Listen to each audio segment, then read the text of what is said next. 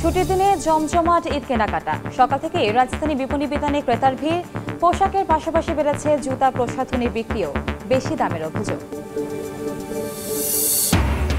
রাজধানীতে সব ধরনের চালের দাম ঊর্ধ্বমুখী। ঈদকে সামনে রেখে কেজিতে 10 থেকে 20 টাকা পর্যন্ত বেড়েছে মুরগির দাম। স্থিতিশীল মাছ ও সবজির বাজার। গোপালগঞ্জে বেড়েছে ছোট জাতের করলার আবাদ। বাড়তি ফলনে কিশোরগঞ্জে মিষ্টি কুমড়া চাষে লোকসান। দেরিতে জমি থেকে সংগ্রহের পরামর্শ কৃষি বিভাগের। ব্যাংক খাত ঘুরে দাঁড়ালেও মন্দার কবলে ঢাকার পুঁজি বাজার। কমেছে বাজার মূলধন ও প্রসাধন সূচক। গেল সপ্তাহে শেয়ার শূন্য প্রায় 2000 বিও অ্যাকাউন্ট। এবং ঈদকে কেন্দ্র করে রেমিটেন্স পাঠানোর হার বাড়িয়েছেন যুক্তরাজ্য প্রবাসীরা। দেশের অর্থনীতিতে ভূমিকা রাখতে বেছে নিচ্ছেন অনলাইন ভিত্তিক প্রতিষ্ঠান।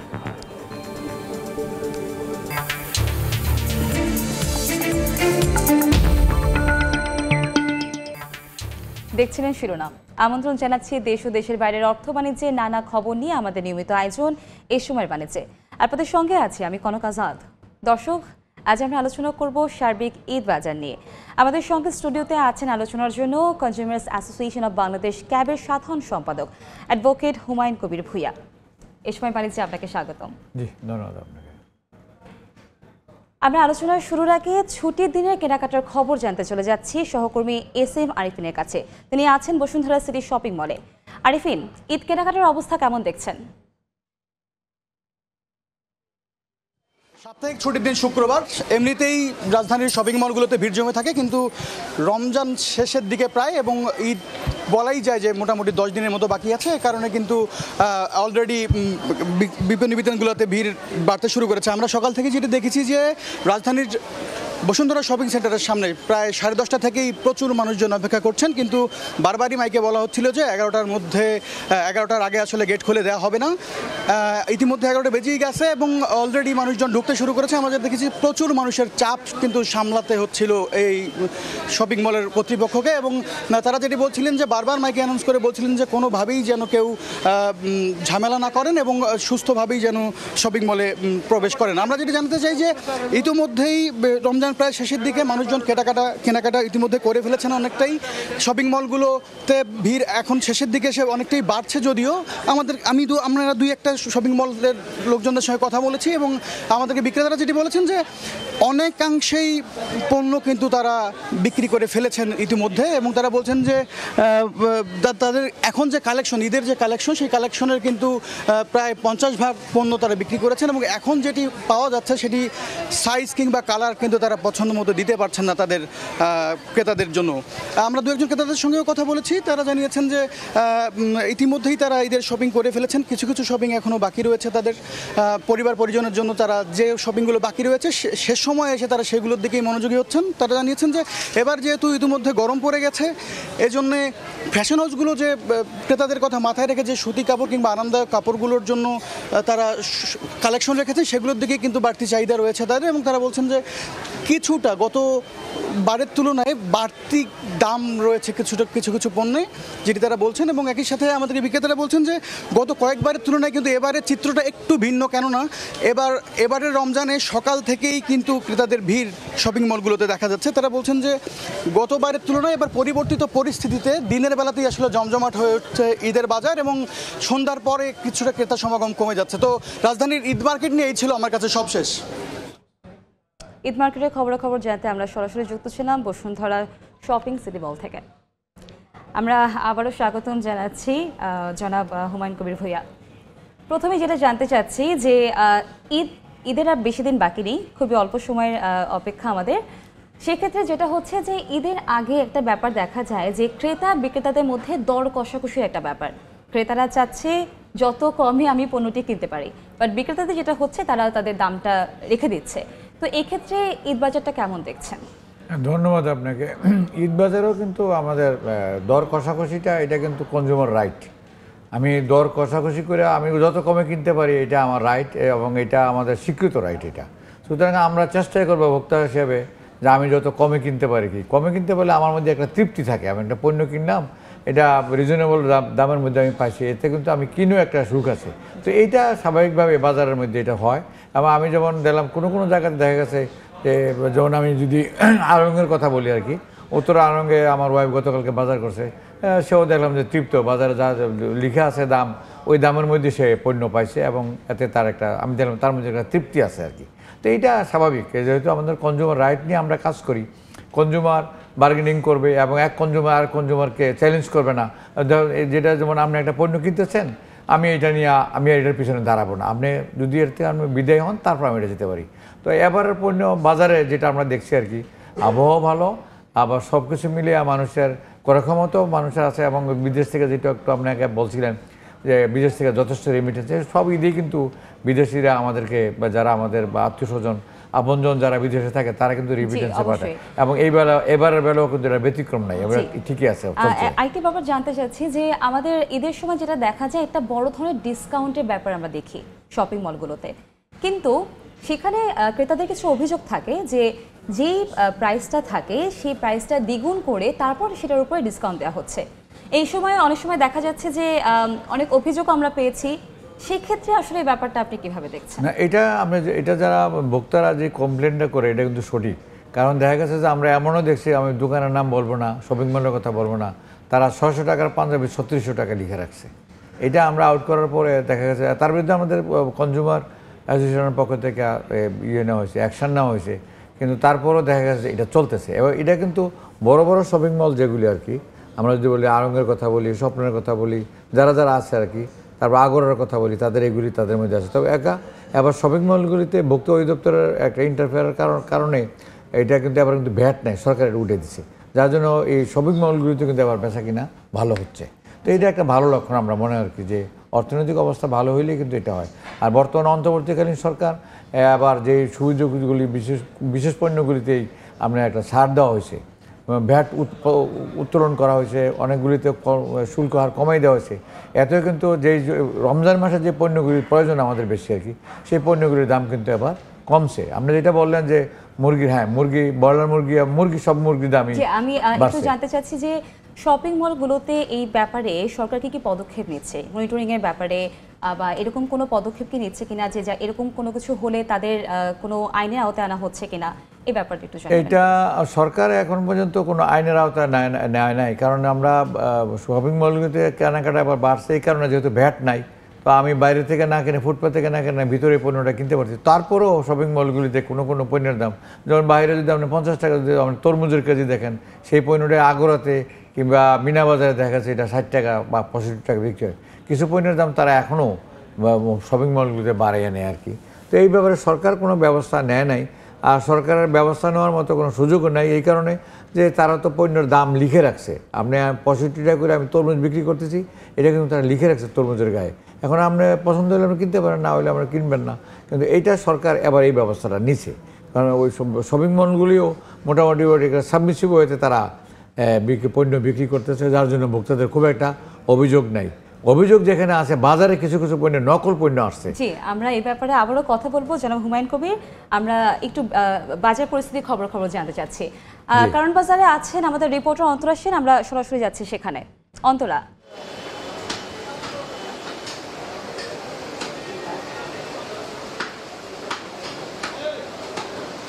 রমজান মাসের তৃতীয় শুক্রবার আজ, আর সাপ্তাহিক ছুটির দিন হওয়ায় কিন্তু সপ্তাহের অন্যান্য দিনের তুলনায় বাজারে কিন্তু তুলনামূলক কিন্তু ভিড় কিছুটা বেশি। আমি এখন আছি রাজধানীর কারওয়ান বাজারে। সকাল থেকে বাজার ঘুরে আমরা দেখেছি যে বাজারে কিন্তু চালের দাম বেড়েছে, কেজিতে 2 থেকে 5 টাকা বেশি দামে কিন্তু বিক্রি হচ্ছে চাল। মিনিকেট যেখানে গেল সপ্তাহে বিক্রি হয়েছে 80 টাকা কেজিতে, সেই মিনিকেট কিন্তু বর্তমানে 5 টাকা বেশিতে বিক্রি হচ্ছে 85 টাকায়।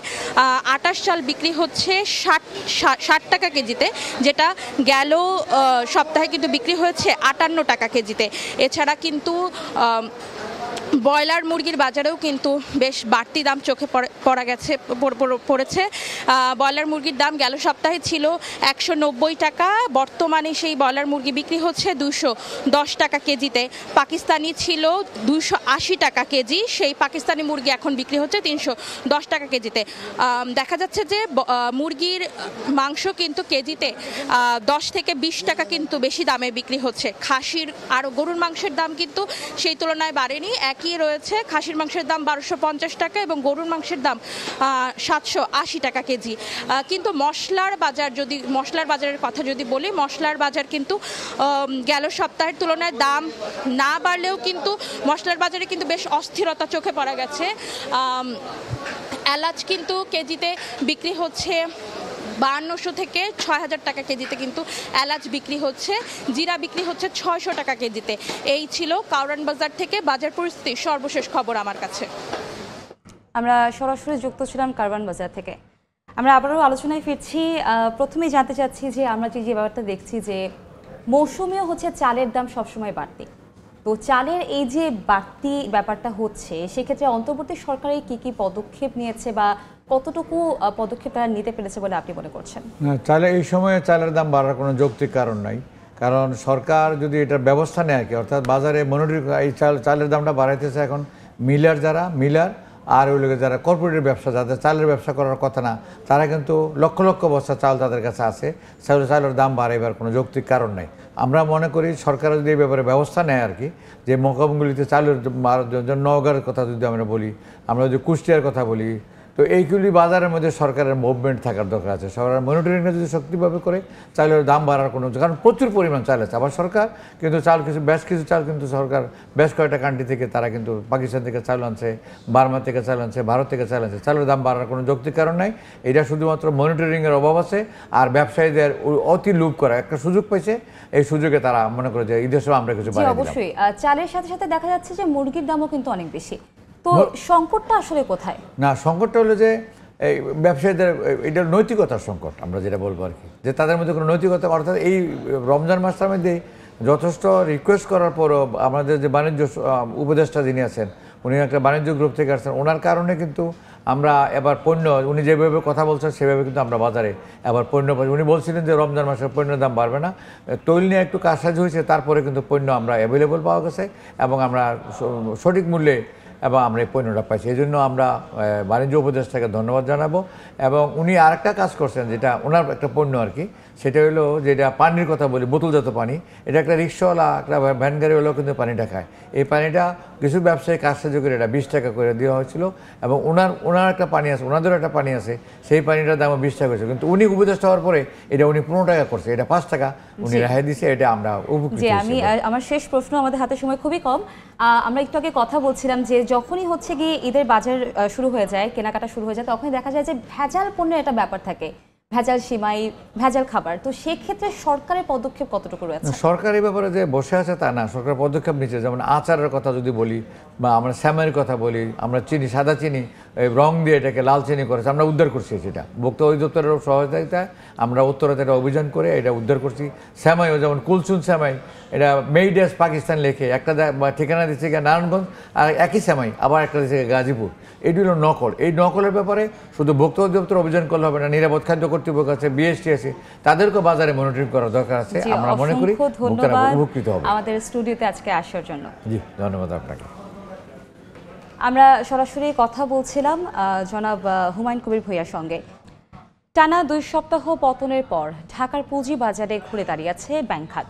তবে আবারও পতনের কবলে পড়েছে প্রধান সূচক। গেল সপ্তাহেও কমেছে বাজার মূলধন। বিনিয়োগকারীদের আস্থাহীনতায় ধুঁকতে থাকা ঢাকা স্টক এক্সচেঞ্জে গেল সপ্তাহে কমেছে বাজার মূলধন। দৈনিক লেনদেনেও স্বস্তি ফেরেনি। সর্বোচ্চ লেনদেন হয়েছে সপ্তাহের দ্বিতীয় কার্যদিবস সোমবারে 505 কোটি 16 লাখ টাকা। সপ্তাহ জুড়ে প্রধান সূচক কমেছে প্রায় 24%। এই মন্দাভাবের মধ্যেই অবশেষে ঢাকার পুঁজিবাজারে ঘুরে দাঁড়িয়েছে ব্যাংক খাত। টানা 2 সপ্তাহ দৈনিক গড় লেনদেন কমার পর গেল সপ্তাহে বেড়েছে 47.55%। শুধু ব্যাংক নয়, 21 ক্যাটাগরির মধ্যে লেনদেন বেড়েছে 15 খাতের। শতাংশের বিচারে সবচেয়ে বেশি 138.22% বেড়েছে সিরামিক খাতের দৈনিক গড় লেনদেন। দাম বৃদ্ধির শীর্ষ 5 কোম্পানির তালিকা আধিপত্য দেখা গেছে এ ক্যাটাগরির কোম্পানির। দরপতনের শীর্ষ 5 কোম্পানির মধ্যেও 3টি রয়েছে এ ক্যাটাগরির। পুঁজিবাজারে আস্থা ফেরাতে যখন মরিয়া নিয়ন্ত্রক সংস্থাগুলো, তখন গেল সপ্তাহে শেয়ার বেচাকেনা করা বিও অ্যাকাউন্ট খালি হয়েছে প্রায় 3000টি। কামরুল হাসান সবুজ, সময় সংবাদ, ঢাকা। কিশোরগঞ্জে জমে উঠেছে শুটকি বাণিজ্য। বর্তমানে জেলার সর্ববৃহৎ বড় বাজার শুটকির হাটে 2 হাটবারে অন্তত 5 কোটি টাকার বাণিজ্য হচ্ছে। নূর মোহাম্মদের পাঠানো তথ্য ও ছবির রিপোর্ট। কিশোরগঞ্জের বিভিন্ন বাজারে বেড়েছে স্বাদু পানির শুঁটকি সরবরাহ। জেলার সর্ববৃহৎ বড় বাজার শুঁটকি হাটে মিলবে পুঁটি, চিংড়ি, চান্দা, চাপিলা, টেংরা, মলা, ঢেলা ও কাঁচকি সহ অন্তত 40 প্রজাতির মাছের শুঁটকি। বাজারের 25টি আড়তে স্থানীয় ক্রেতা ছাড়াও আসছেন ঢাকা, নেত্রকোনা, সুনামগঞ্জ ও হবিগঞ্জের ক্রেতারাও। প্রতি মৌসুমে বড় বাজার হাট থেকেই বিক্রি হয় অন্তত 200 কোটি টাকার শুঁটকি। বাছাই করিয়া ছোটর বা ছোট, বড় বা বড়, পরে আমরা নদীতে নিয়ে ধুইয়া পরে মটকার মধ্যে ভরি। দেশি মাছে কোনো মেডিসিন থাকে না, যার কারণে আমাদের দেশি মালের একটু চাহিদাটা বেশি। বড় বাজারের প্রতিটি আড়তে দৈনিক 50 থেকে 100 মণ শুঁটকি বিক্রি হয়। বিশুদ্ধভাবে আমরা তৈরি করা হয় এই মাছগুলো। 30 মণ, কেউ 40 মণ, কেউ 100 মণও বিক্রি করে। এদিকে নিরাপদ উপায়ে শুঁটকি উৎপাদন ও জেলেদের জীবনমান উন্নয়নে বিভিন্ন পরিকল্পনার কথা জানান সংশ্লিষ্ট কর্মকর্তা। বাংলাদেশের কোন স্থানে শুঁটকিগুলো তারা বিক্রয় করলে পরে ন্যায্য দাম পাবে, এই বিষয়ে মূলত তাদের সহযোগিতা করা হয়। মৎস্য বিভাগের তথ্য মতে এবছর কিশোরগঞ্জে 1,500 মেট্রিক টন শুঁটকি উৎপাদনের লক্ষ্যমাত্রা ধরা হয়েছে। সময় সংবাদ, কিশোরগঞ্জ। অ্যালটেক অ্যালুমিনিয়াম, গড়ে উঠছে আগামীর শহর। ভালো ফলন ও লাভ বেশি হওয়ায় গোপালগঞ্জে ছোট জাতের করলা চাষের দিকে ঝুঁকছেন চাষিরা। কৃষকরা বলছে অন্য ফসলের চেয়ে 4 গুণ বেশি লাভ এই সবজিতে। এই অঞ্চলে করলার স্বাদ ভালো হওয়ায় চাহিদাও বেশি বলে জানিয়েছে কৃষি বিভাগ। এজে মালিকের তোলা ছবিতে জয়ন্ত শিরালের রিপোর্ট। পরিবারের সদস্যদের নিয়ে ক্ষেত থেকে ছোট জাতের করলা বা উচ্ছে সংগ্রহে ব্যস্ত গোপালগঞ্জের কাশিয়ানী উপজেলার সিঙ্গা গ্রামের চাষিরা। ভালো ফলন ও দাম পাওয়ায় উচ্ছ্বসিত তারা। কৃষকরা বলছেন আবহাওয়া অনুকূলে থাকলে এবারে হেক্টর প্রতি করলার ফলন হবে 25 থেকে 30 মেট্রিক টন। গড়ে 40 টাকা কেজি দরে বিক্রি করতে পারলে হেক্টর প্রতি সম্ভাব্য লাভ 8 থেকে 9 লাখ টাকা। তাই করলা চাষে আগ্রহ বাড়ছে চাষিদের। ধানের জমিতে মানে 25-30 হাজার টাকা পাওয়া যায় বিঘে, আর উস্ত চাষ করলে 1-1.5 লাখ টাকা পাওয়া যায়। অভাবের সময় আমাকে 36 মাসে একটা ফসল হলে পারে, আমরা ফসল না হলে পয়সা এই টাকা নেই। এখন উস্তে আমরা প্রচুর টাকা পাচ্ছি। কৃষকদের কাছ থেকে উস্ত সংগ্রহ করি, এরপর আমরা দেশের বিভিন্ন জেলায় উস্ত সরবরাহ করি। জেলার চাহিদা মিটিয়ে করলা পাঠানো হচ্ছে রাজধানী ঢাকা সহ 15টি জেলায়। ভালো উৎপাদনে সন্তুষ্টি প্রকাশ করে কৃষি বিভাগের আশা, কৃষকরা লাভের মুখ দেখায় আগামীতে জেলা জুড়ে করলা চাষ ছড়িয়ে পড়বে। অধিক লাভবান হওয়ার কারণে কৃষক এই ফসল চাষে আরও অনুপ্রাণিত হচ্ছে। কৃষি সম্প্রসারণ অধিদপ্তরের মাঠ পর্যায়ে কর্মকর্তারা এদেরকে কারিগরি সহায়তা প্রদান করে যাচ্ছে। কৃষি বিভাগ জানিয়েছে এবছর জেলায় 500 হেক্টর জমিতে 2 জাতের করলা চাষ হয়েছে। জয়ন্ত শিরালি, সময় সংবাদ, গোপালগঞ্জ।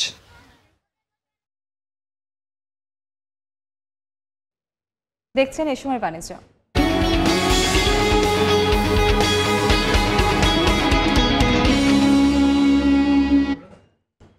কিশোরগঞ্জে মিষ্টি কুমড়া চাষে লোকসানে পড়েছেন কৃষকরা।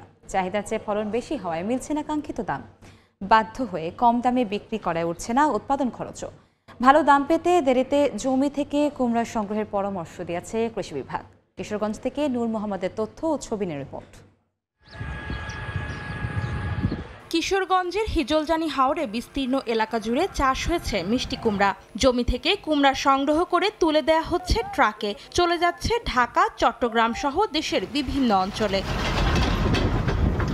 এমন ভালো ফলনেও হাসি নেই কৃষকের মুখে, কারণ মিলছে না ন্যায্য দাম। গেল বছর 20 থেকে 25 টাকা কেজি দরে মিষ্টি কুমড়া বিক্রি হলেও এবারে দাম নেমেছে অর্ধেকে। তাই অনেকের কাছেই এখন গলার কাটা এই কুমড়া। হতাশ হাওরের কৃষকরা। খরচটা কোনোরকমে উঠে বা না উঠে, লেবার কাটায়া জমি চাষ করে সম্পূর্ণ খরচ বাদে আমাদের এবছর কোনো বেনিফিট থাকবে না। খরচ হয়ে প্রায় 12,000, বিয়ে হইতেছে 8,000, 9,000, 10,000। সর্বনিম্ন 7 টাকা, 8 টাকা থেকে শুরু করে 11 টাকা, 11.5 টাকা পর্যন্ত বাজার আছে। কৃষি বিভাগ জানাচ্ছে তারাইল উপজেলায় 300 ও ইটনায় 250 হেক্টর জমিতে মিষ্টি কুমড়ার আবাদ হয়েছে। অন্যান্য সবজির আবাদ বেশি হওয়ায় বাজারে মিষ্টি কুমড়ার চাহিদা কম। অন্যদিকে যোগান বেশি থাকায় ভালো দাম পাচ্ছে না কৃষক। এমন তথ্য তুলে ধরে দেরিতে কুমড়া সংগ্রহের পরামর্শ কৃষি বিভাগের। যেহেতু রমজান শুরু হয়ে গেছে, এখনই সব হারভেস্ট না করে ধীরে ধীরে তারা হারভেস্ট করুক। সেই ব্যবস্থা যদি করে তাহলে সময়টা একটু বিলম্বিত হলে তাহলে তাদের দামটা হয়তো বেশি পাবে। এবারের মৌসুমে কিশোরগঞ্জ জেলায় 1216 হেক্টর জমিতে মিষ্টি কুমড়ার আবাদ হয়েছে। উৎপাদন লক্ষ্যমাত্রা ধরা হয়েছে 25,000 মেট্রিক টন। সময় সংবাদ, কিশোরগঞ্জ। 4 দশক ধরে আপনার ফাইন্যান্সিয়াল পার্টনার আইডিএলসি। উত্তরা জেলা দিনাজপুরে ঈদের কেনাকাটায় বউবাজারে ব্যস্ত সময় পার করছেন স্বল্প আয়ের পরিবারগুলো। ঈদবাজারে খবর জানাতে সেখানে আছেন আমাদের রিপোর্টার গোলাম নবী দুলাল। আমরা সরাসরি যাচ্ছি তার কাছে। দুলাল, ঘনিয়ে আসার সাথে সাথে দিনাজপুরে জমে উঠেছে ঈদের কেনাকাটা। আমি এই মুহূর্তে শহরের মালদহপট্টি বউবাজারে রয়েছি, যেখানে বৈশিষ্ট্য হচ্ছে এটি হচ্ছে বউবাজার সপ্তাহে একদিনই বসে এবং ঈদকে সামনে রেখে এখানে কিন্তু জমজমাট জমে উঠেছে এবং শত শত নারী ক্রেতা আমরা দেখছি যে এই মালদহপট্টি চারুবাবু এবং আপনার গরুহাটি এলাকায় আপনার এখানে তাদের পছন্দের কেনাকাটার জন্য এখানে জমা হয়েছেন। বিশেষ করে স্বল্প এবং নিম্ন আয়ের মানুষগুলো ফুটপাতের দোকানগুলো থেকে তাদের পছন্দের কেনাকাটা করছেন এবং ক্রেতারা কিন্তু সকাল 7:30 থেকে শুরু হয়ে দুপুর 2টা পর্যন্ত এই বউবাজার চলবে। আপনি দেখছেন এখানে যে এই বউবাজারের যারা হচ্ছে আয়োজক এবং দোকান মালিক সমিতি তারা বলেছেন যে প্রায় আধা কিলোমিটার জুড়ে 4টি রাস্তা, এটা আপনার দুপাশে প্রায় 4 শতাধিক দোকান এখানে বসেছে। এই দোকানগুলোতে আপনার নারীদের বিশেষ করে শাড়ি, 3 পিস, ওড়না, শার্ট, প্যান্ট, লুঙ্গি, ছোটদের জামা, এমনকি জুতা স্যান্ডেল পর্যন্ত রয়েছে এবং এখানে নারীরা কিন্তু খুব স্বাচ্ছন্দ্যে এখানে কেনাকাটা করছেন। বিশেষ করে এখানে নিরাপত্তার বিষয়টাও কিন্তু আপনার জোরদার রাখা হয়েছে। স্বেচ্ছাসেবক থেকে শুরু করে এখানে যারা আপনার ট্রাফিক রয়েছে তারাও কিন্তু এখানে তারা দায়িত্ব পালন করছেন। আমরা দেখছি যে এখানে যারা ক্রেতা, নারী ক্রেতা আছেন তাদের সঙ্গে কথা বলেছিলাম, তারা বলছেন যে তাদের যারা স্বল্প আয়, এই স্বল্প আয় দিয়ে তারা সংসার পরিচালনা করেন। বিশেষ করে নিত্য প্রয়োজনীয় জিনিসপত্রের দামের কারণে সামনে ঈদ, এটি তাদের এত স্বাদ এবং সাধ্যের মধ্যে তাদের ঈদের কেনাকাটা করার জন্য এখানে তারা এসেছেন এবং এখানে মোটামুটি তারা সন্তোষজনক অবস্থায় তারা আপনার এখানে কেনাকাটা করছেন। আমরা যেটা লক্ষ্য করছি যে এখানে যারা এসছেন শুধু দিনাজপুর নয়, আশেপাশে উপজেলা এবং জেলার অন্যান্য নারীরাও কিন্তু এখানে তাদের পছন্দের কাপড় ক্রয়ের জন্য এখানে এসেছেন। তো আমার কাছ থেকে আপনার বউবাজার থেকে সর্বশেষ এই ছিল। ঈদ কেনাকাটার খবর জানতে আমরা সরাসরি যুক্ত ছিলাম দিনাজপুর থেকে।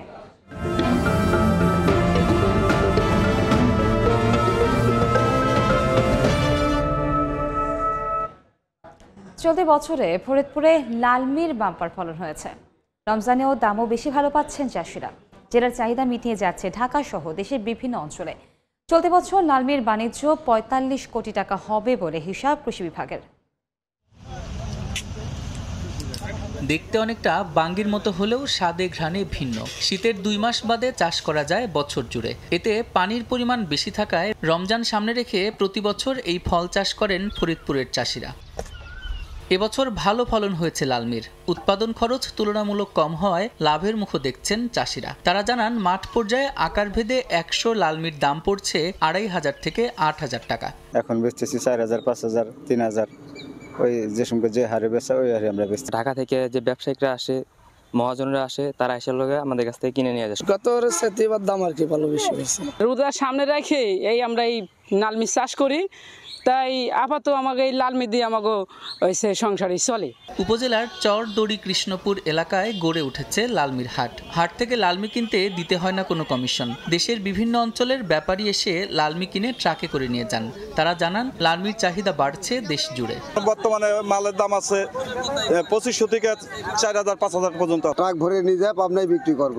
চলতি বছর ফরিদপুরে লালমির উৎপাদন লক্ষ্যমাত্রা 11250 মেট্রিক টন ধরা হয়েছে বলে জানিয়েছে জেলার কৃষি বিভাগ, যার বাজার মূল্য 45 কোটি টাকা। আমরা আশা করতেছি এখান থেকে 11250 মেট্রিক টন লালমি উৎপাদন হবে এবং যেটার বাজার মূল্য প্রায় 45 কোটি টাকা। কৃষি বিভাগের তথ্য, চলতি বছর জেলায় 4500 হেক্টর জমিতে লালমি আবাদ করা হয়। সময় সংবাদ, ফরিদপুর। ঈদে দেশের বাজারে 2টি নতুন স্মার্টফোন নিয়ে এলো গ্লোবাল টেক জায়ান্ট শাওমি। বৃহস্পতিবার রাজধানীর একটি হোটেলে শাওমি রেডমি নোট 14 প্রো এবং শাওমি রেডমি A5 মডেল দুটি উন্মোচন করা হয়। এ সময় শাওমি বাংলাদেশের কান্ট্রি ম্যানেজার জিয়াউদ্দিন চৌধুরী জানান, Xiaomi Redmi note 14 pro 8GB এবং 256GB ভ্যারিয়েন্ট পাওয়া যাচ্ছে, যার বাজার মূল্য 29,999 টাকা। অপরদিকে শাওমি রেডমি A5 স্মার্টফোনটি 4GB এবং 64GB ভ্যারিয়েন্ট পাওয়া যাচ্ছে, যা 10,999 টাকায় কিনতে পারবেন গ্রাহকরা।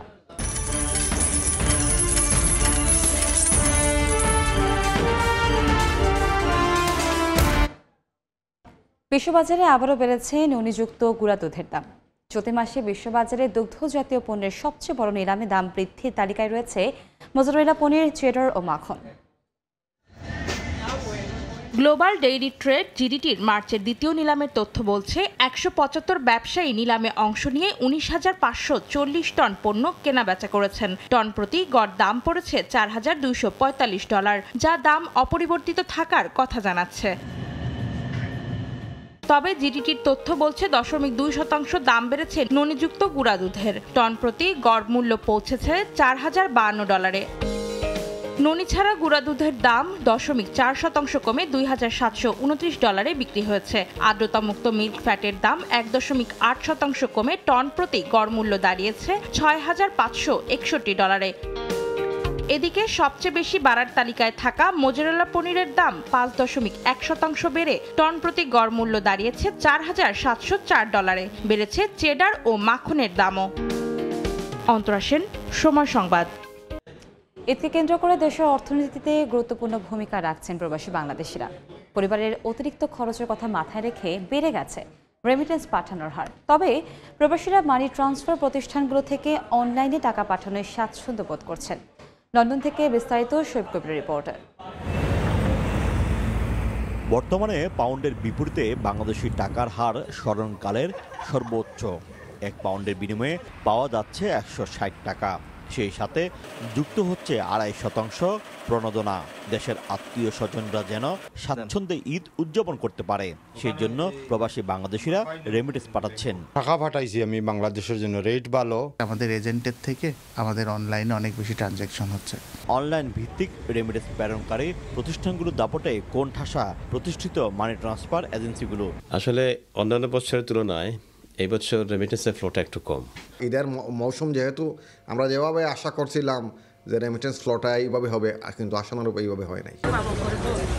বাংলাদেশি মালিকানাধীন এক্সচেঞ্জ হাউসগুলোর মালিকরা এবারের ঈদের মৌসুমে সর্বোচ্চ পরিমাণ ব্যবসার আশা দেখেছিল। তবে চিত্রটা সম্পূর্ণই ভিন্ন। তারা বলছেন প্রবাসী বাংলাদেশিরা অ্যাপস নির্ভর হয়ে অনলাইনে রেমিটেন্স পাঠাচ্ছেন। শোয়েব কবির, সময় সংবাদ, লন্ডন।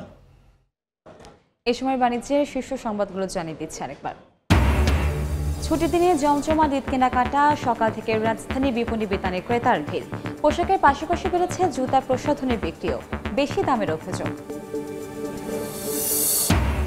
রাজধানীতে সব ধরনের চালের দাম ঊর্ধ্বমুখী। ঈদকে সামনে রেখে কেজিতে 10 থেকে 20 টাকা পর্যন্ত বেড়েছে মুরগির দাম।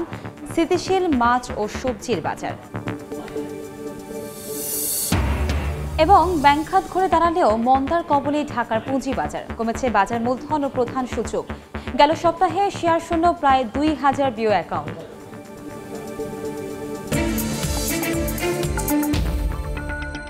এই ছিল এই সময়ের বাণিজ্যে। সঙ্গে থাকুন সময়।